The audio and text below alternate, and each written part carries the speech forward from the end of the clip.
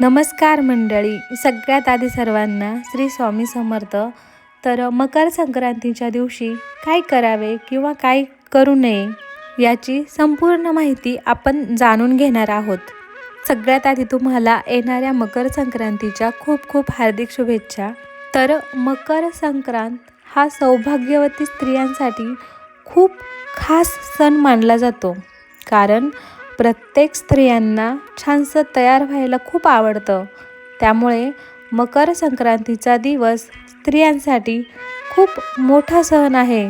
आज आम्ही तुम्हाला मकर संक्रांती कशावर आली आहे व सौभाग्यवती स्त्रियांनी या दिवशी कोणत्या रंगाची साडी नेसावी, त्याचबरोबर कोणत्या रंगाची साडी चुकूनही नेसू नये, शिवाय संक्रांतीसाठी कोणते रंग शुभ आहेत, बांगड्या भरताना कोणत्या रंगाच्या बांगड्या अजिबात घालायच्या नाही आणि कोणत्या प्रकारच्या बांगड्या घालाव्या, बोरन्हाण किंवा किंक्रांत म्हणजे काय, अशी बरीच माहिती आम्ही तुम्हाला आजच्या व्हिडिओतून देणार आहे.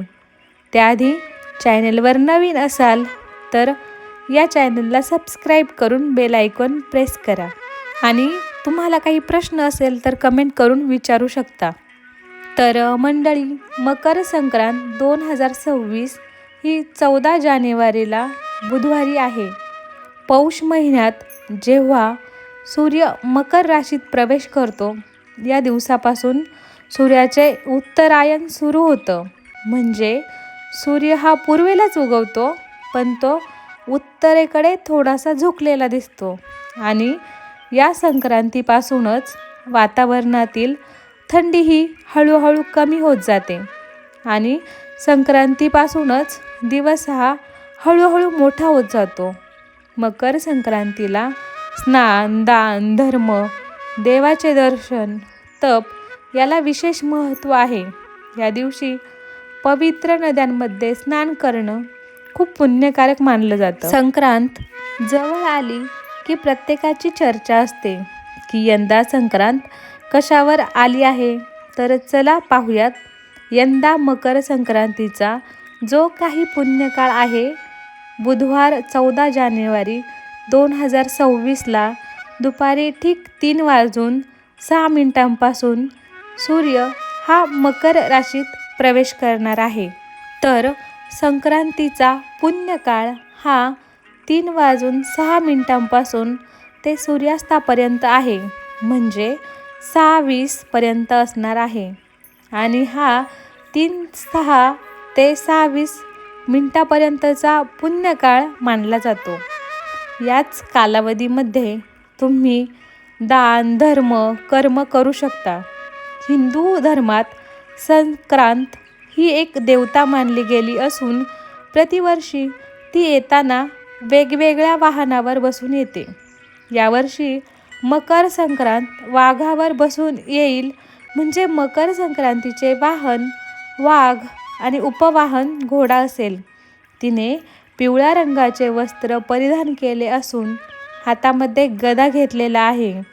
तिने केशराचा टिळा लावलेला असून वयाने ती कुमारी आहे व बसलेल्या अवस्थेत असून तसेच वासाकरता जाईचे फूल तसेच ती पायस म्हणजेच खीर भक्षण करत आहे. सर्प जाती आहे. भूषणार्थ मोती धारण केला आहे. वार व नक्षत्र नाव मंदाकिनी असून सामुदाय मुहूर्त 45 आहेत. पूर्वेकडून पश्चिमेस जात आहे व वायव्य दिशेस पाहत आहे. संक्रांतीने ज्या वस्तू परिधान केल्या आहेत त्या वस्तू महाग होतील. संक्रांत जिथून आली आहे त्या लोकांना सुख मिळेल. या दिवशी सूर्याला चंदन मिसळून जल अर्पण केल्याने पद मान वाढतो. तसेच संक्रांतीच्या दिवशी दात घासणे वर्ज्य आहे. तामसिक भोजन करणे, अभद्र बोलणे, झाडे तोडणे व कोणत्याही प्रकारची नशा करणे वर्ज्य आहे. तसेच या दिवशी मोठ्यांचा अपमान होईल अशी कार्य आपल्याला चुकून देखील करायची नाहीत.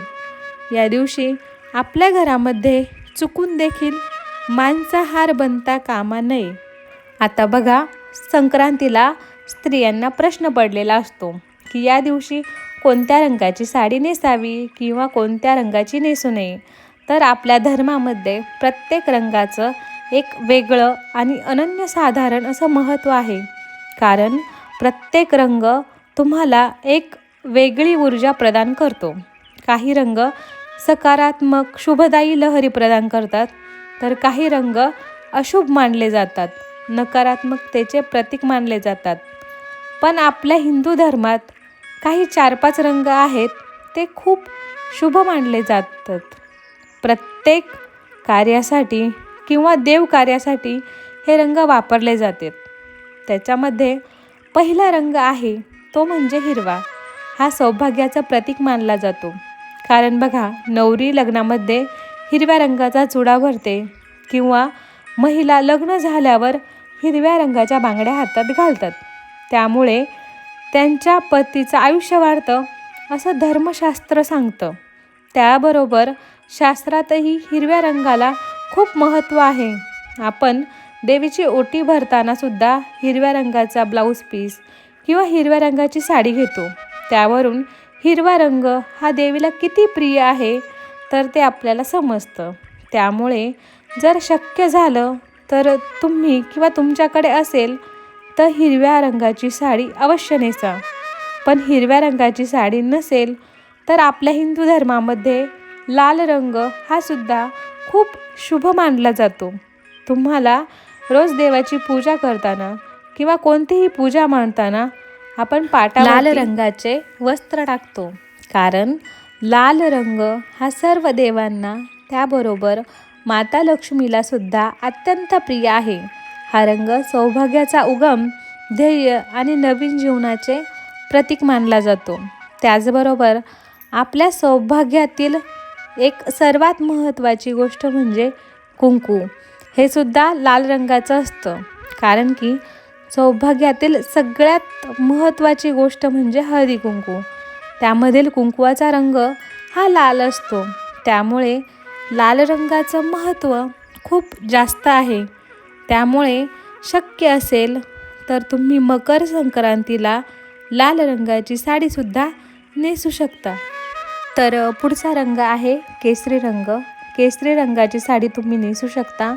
हा केसरी रंग त्याग, ज्ञान, शुद्धता आणि सेवेचे प्रतीक आहे. छत्रपती शिवाजी महाराजांच्या सेनेचा ध्वज, रामकृष्ण आणि अर्जुन यांच्या रथाचे ध्वज केशरी रंगाचे होते. कारण की केशरी रंग हा शौर्य, बलिदान आणि वीरता यांचे प्रतीक मानला जातो. तसेच केशरी रंग हा दैवी शक्तीचे प्रतिनिधित्व करतो. या रंगातून एक सकारात्मक ऊर्जा प्रवाहित होते. त्यामुळे तुम्ही केसरी रंगाची साडी जरी घेतली तरी सुद्धा एक नवीन प्रकारची ऊर्जा मिळते.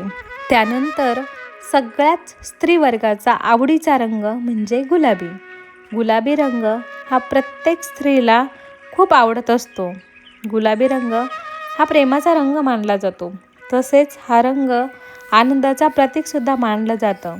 गुलाबी रंग हा नेहमी स्त्रियांना आकर्षित करत असतो. स्त्रीचं वय काहीही असो तरी देखील त्यांना गुलाबी रंग हा आवडतोच. गुलाबी रंगाचे कपडे परिधान केल्यामुळे आपलं मन देखील खूप प्रसन्न होत असतं. एक वेगळीच ऊर्जा आपल्याला मिळत असते. गुलाबी रंगामुळे सुख, समाधान येतं आणि मनसुद्धा शांत राहतं. त्यामुळे गुलाबी रंगाचं वेगळंच असं काही महत्त्व आहे. त्यामुळे तुम्हाला संक्रांतीला गुलाबी रंगाची साडी अवश्य नेसू शकता. तर मंडळी, हे झाले शुभ रंग आणि संक्रांतीच्या दिवशी अशा रंगाचे कपडे परिधान केल्यामुळे हे रंग बाहेरची उष्णता शोषून घेतात आणि आपले शरीर उबदार ठेवतात. थंडीपासून आपलं संरक्षण व्हावं म्हणून गडद रंगाचे कपडे या दिवशी घातले जातात. त्याचबरोबर तुम्ही चिंतामणी कलर, पोपटी कलर, राणी कलर किंवा क्रीम कलर अशा रंगाच्या साड्यासुद्धा नेसू शकता. तसेच या दिवशी काळ्या रंगाची साडी आवर्जून घातली जाते. या सर्व रंगाच्या साड्या तुम्ही या दिवशी नेसू शकता. फक्त पिवळ्या रंगाची साडी नेसायची नाही. कारण संक्रांती देवीने ज्या रंगाचे वस्त्र परिधान केलेले असते त्या रंगाची साडी किंवा वस्त्र त्या दिवशी परिधान करू नये असं सांगितलं जातं. म्हणजे ही पद्धत पूर्वीपासून चालत आलेली आहे. यावर्षी म्हणजे 2026ला यंदा संक्रांत पिवळ्या रंगावर आली आहे. त्यामुळे यावर्षी संक्रांतीला पिवळ्या रंगाची साडी आपण चुकूनही नेसायची नाही. त्यानंतर बांगड्यांबद्दल सांगायचं झालं तर संक्रांतीला प्रत्येक स्त्रिया बांगड्या भरत असतात. 16 शृंगार यामध्ये बांगड्यांचा समावेश असतो. त्यामुळे आपल्या हिंदू धर्मात बांगड्यांना सुद्धा खूप महत्त्व आहे. संक्रांतीला सर्व स्त्रिया छान छान काठापदराच्या साड्या घालतात, ओवसायला जातात, हळदी कुंकू करतात, तिळगुळ देतात आणि त्यामुळे आपल्या हातामध्ये 2-2 तरी काचेच्या बांगड्या असायलाच पाहिजे. तुम्ही हिरव्या रंगाच्या बांगड्या घालण्याचा प्रयत्न करा, कारण हिरवा रंग हा शुभ आणि सौभाग्याचं प्रतीक मानला जातो. आणि असं सुद्धा म्हणतात की हिरव्या रंगाच्या बांगड्या घातल्यामुळे आपल्या सौभाग्यामध्ये वाढ होते, म्हणजे आपल्या पतीचं आयुष्य वाढतं असं धर्मशास्त्र सांगतं. त्यामुळे शक्यतो तुम्ही काचेच्या आणि हिरव्या रंगाच्या बांगड्या घाला. बांगड्या घालताना एका हातामध्ये 6 आणि दुसऱ्या हातामध्ये 7 अशा प्रकारच्या घालायच्या आहे. बांगड्या घालण्याचे देखील नियम आहेत. आपण कासाराकडे गेलो असताना तो आपल्याला अशाच प्रकारे बांगड्या भरतो, म्हणजे एका हातामध्ये एक बांगडी जास्त घालायची. मग बांगड्या तुम्ही कितीही घालू शकता. आपण यावर्षी मकर संक्रांतीला बांगड्या घालू तेव्हा पिवळ्या रंगाच्या बांगड्या आपल्याला घालायच्या नाही आहेत. मकर संक्रांतीला बांगड्या घालत असताना हिरव्या काचेच्या बांगड्यांसोबत लाखेची एक बांगडी का होईना तुम्ही नक्की घाला. हिरव्या काचेच्या बांगड्या घालण्याला अनन्यसाधारण महत्त्व आहे. तुम्ही सोन्याच्या कितीही बांगड्या घातल्या तरी देखील काचेच्या हिरव्या बांगड्या आवर्जून घाला. बांगड्या घालत असताना मेटलच्या बांगड्या किंवा प्लॅस्टिकच्या बांगड्या चुकून देखील घालू नका. पिचक्या बांगड्या हातामध्ये ठेवू नका, त्यामुळे आपल्या घरामध्ये दारिद्र्य येतं. त्यासाठी पिचक्या बांगड्या असतील तर त्या लगेच हातामधून दूर करा. आता सगळ्यांना पडलेला प्रश्न म्हणजे महत्त्वाचा तो म्हणजे पिवळ्या रंगावरती संक्रांत आली आहे, या कारणाने आपण हळदी कुंकू लावावे का, हळद लावावी का? तर हळद ही पिवळ्या रंगाची नसते, तरी देखील आपण हळद लावू शकतो. कारण की देवीने केशराचा टिळा लावला आहे. त्यासाठी केशराचा जो टिळा आहे तर तो आपल्याला या दिवशी लावायचा नाही. आणि आपण पिवळ्या रंगाची हळद वापरली तर काहीही हरकत नाही. फक्त वस्त्रासाठी आपल्याला पिवळा रंग जो आहे तो वर्ज्य करायचा आहे. सणासुदीला आपण दागिने घालत असतो, कारण की दागिन्यांशिवाय आपला कोणताच शृंगार हा कंप्लीट होत नाही. तर सोन्याचे दागिने देखील पिवळ्या रंगाचे असतात. तर मकर संक्रांतीला सोन्याचे दागिने घालावे का असा प्रश्न देखील बरेच जण विचारतात. तर दागिने तुम्ही घालू शकता, कारण फक्त आपल्याला वस्त्रांचा जो रंग आहे तर तो पिवळा रंग आपल्याला वर्ज्य करायचा आहे. सोन्याचे दागिने, हळद तुम्ही वापरू शकता. यावर्षी मकर संक्रांतीला संक्रांती देवीने मोती धारण केलेलं आहे. त्यासाठी तुम्ही मोत्याचे दागिने जे आहेत तर ते दागिने तुम्ही वापरायचे नाही. या व्यतिरिक्त तुम्ही सोन्याचे दागिने वापरू शकता. संक्रांती देवीने वासाकरिता जाईचे फूल घेतलेले आहे. त्यासाठी आपल्याला जाईच्या फुलांचा गजरा हा अजिबात घालायचा नाही. या व्यतिरिक्त तुम्ही गुलाब, शेवंती, मोगरा, अबोली अशा फुलांचा गजरा घातला तर काही हरकत नाही. फक्त आपल्याला जाईच्या फुलांचा गजरा हा वर्ज्य करायचा आहे. यावर्षी संक्रांती देवीने पायस भक्षण करीत आहे. म्हणजे काय तर पायस म्हणजे खीर. तर या दिवशी खीर आपल्याला चुकून देखील बनवायची नाही आहे, कारण की देवी जे करत आहे तर ते आपण करू नये असं सांगितलं जातं. त्यासाठी ती पायस भक्षण करीत आहे म्हणजे खीर खात आहे. त्यासाठी या दिवशी आपल्याला घरामध्ये खीर बनवायची नाही आहे. मकर संक्रांतीच्या दिवशी दान करण्याला अनन्यसाधारण महत्त्व आहे. या दिवशी तुम्ही नवे भांडे, गाईला घास, तीळ पात्र, गूळ, तीळ, सोने, भूमी, गाय, वस्त्र, घोडा इत्यादींचे यथाशक्ती दान करू शकता. बुधवारी 14 जानेवारीला संक्रांत हा सण साजरा केला जाईल. तर गुरुवारी 15 जानेवारी रोजी करिदिन म्हणजे किंक्रांत हा सण साजरा केला जाईल. फार वर्षांपूर्वी किंक्रासूर नावाचा एक राक्षस होता. तो लोकांना फार पीडा देई. त्याला मारण्यासाठी देवीने संक्रांतीचे रूप घेतले. या संक्रांती देवीने किंक्रासुराला ठार केले आणि लोकांना सुखी केले. संक्रांती देवीने मकर संक्रांतीच्या दुसऱ्या दिवशी क्रिंकासूर नावाच्या राक्षसाला ठार मारले आणि त्याच्या जाचातून प्रजेला मुक्त केले. म्हणून हा दिवस किंक्रांत म्हणून साजरा केला जातो. पंचांगामध्ये हा दिन करिदिन म्हणून देखील ओळखला जातो. हा दिवस शुभ कार्याला घेतला जात नाही. या दिवशी कोणतेही शुभ कार्य केले जात नाही. किंक्रांतीच्या दिवशी स्त्रिया कुंकू समारंभ साजरा करतात. या दिवशी स्त्रियांनी शेणात हात घालू नये असे देखील सांगितले जाते. कचरा काढण्यापूर्वी वेणी घालावी असं देखील सांगितलं जातं. तसेच या दिवशी केस देखील धुतले जात नाही. तसेच दुपारी हळदी कुंकू करतात. अशा काही प्रथा देखील किंक्रांतीला महाराष्ट्रामध्ये पाळल्या जातात. तसेच या दिवशी बेसनाचे धिरडे करून खाण्याची देखील प्रथा आहे.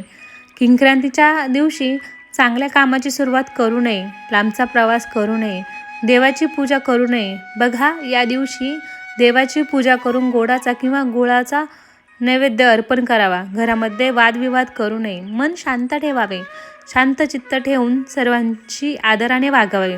कुलदेवता व कुलदेवतेचे सर्व देवाचे पूजन तसेच नामस्मरण करावे. नामजप करावा. ही काही कामे किंक्रांतीच्या दिवशी करावीत किंवा काही कामे वर्ज्य करावे.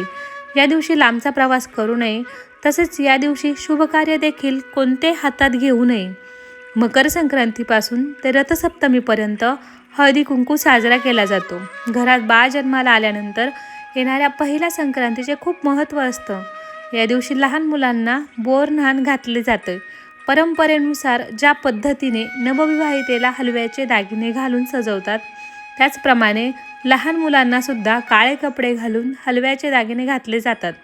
हा लहान मुलांचा कौतुक सोहळा असतो. बाळाचा जन्म झाल्यानंतर पहिल्या संक्रांतीला बोरन्हाण घातलं जातं. या शिशुसंस्काराची व्याख्या म्हणजे लहान मुलांना उत्तम आरोग्य लाभावं म्हणून बोरन्हाण घालण्याची पारंपरिक पद्धत आहे. बोरन्हाणासाठी कोणत्याही मुहूर्ताची गरज भासत नाही. बाळ अगदी लहान असल्यापासून ते 1 ते 3 वर्षांपर्यंत बोरन्हाण करता येतं. काही ठिकाणी 5 वर्षांपर्यंत देखील बोरन्हाण घालण्याची पद्धत आहे. या कार्यक्रमात बाळाला घालण्यासाठी काळ्या रंगाचा ड्रेस निवडावा. हलव्याचे दागिने घालावेत. त्या दागिन्यांमध्ये तिळाचा वापर हा केलेला असतो. तसेच लुटण्यासाठी मुरमुरे, बत्तासे, बोरं, करवंद, तिळगुळ, फुटाणे, उसाचे तुकडे, हरभरा आणावे. सध्या लोक त्यामध्ये बिस्किट, चॉकलेटचा देखील समावेश करतात. या कार्यक्रमासाठी नातेवाईक तसेच शेजारी पाजाऱ्यांना बोलवावे. खाली स्वच्छ आसन पसरून त्यावर तांदळाची किंवा गव्हाची रांगोळी काढून त्यावर पाट ठेवावं. बाळाला त्यावर बसून ओवाळावे. मग बाळाच्या डोक्यावरनं सर्व पदार्थ हळूवारपणे ओतावे. इतर मुलांना ते लुटायला सांगावे. बोरन्हाण का करायचं याच्या संदर्भात अशी आख्यायिका आहे की करी नावाचा एक राक्षस होता. त्या करी राक्षसाची वाईट दृष्टी व वाईट विचार मुलांवरती पडू नये यासाठी सर्वात आधी हे कृष्णावरती केलं गेलं होतं. नंतर ही प्रथा पडली आणि तेव्हापासून बोरन्हाण केलं जातं. लहान मुले हे कृष्णाच्या स्वरूपात आहे आणि त्यांच्यावरती करी राक्षसांची वाईट दृष्टी पडू नये असं म्हणून लहान मुलांवरती बोरन्हाण केलं जातं. तसेच शास्त्रामध्ये बघितलं तर या कालावधीत वातावरणात अनेक बदल होत असतात. लहान मुलांना या बदलत्या ऋतूची बाधा होऊ नये म्हणून या काळात मिळणारी फुले, फळे यांना खायला घातली जातात. त्यांना मजा यावी म्हणून अशी फळे वेचून खाण्याची संधी त्यांना दिली जाते. संक्रांतीच्या दिवसापासून रथसप्तमीपर्यंत आपल्या सोयीप्रमाणे कोणत्याही दिवशी बोरन्हाण करता येतं. तर मंडळी, आजच्या व्हिडिओमध्ये मकर संक्रांतीच्या सणाविषयी संपूर्ण माहिती देण्याचा छोटासा प्रयत्न केला आहे. व्हिडिओ आवडला असेल तर जास्तीत जास्त लोकांपर्यंत शेअर करा. चॅनलवर नवीन असाल तर सबस्क्राईब करा. आणि हो, व्हिडिओ शेवटपर्यंत पाहिल्याबद्दल अगदी मनापासून तुमची खूप खूप आभारी आहे. धन्यवाद. श्री स्वामी समर्थ.